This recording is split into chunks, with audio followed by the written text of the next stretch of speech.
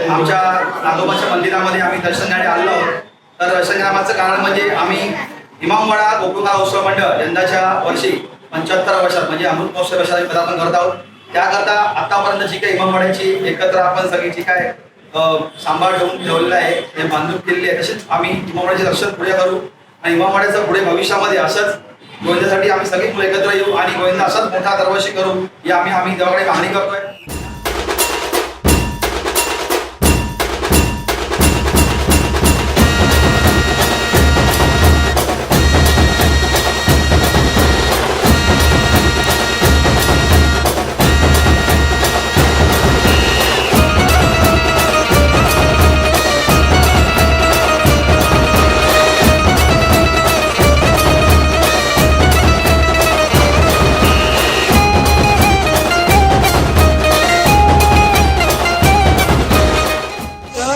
दरवर्षी आपला गोविंदा जो बाहेर जातो आणि 4-5 ज्या काही मानाच्या दहीहंडी असतात त्याकडून परत येतो.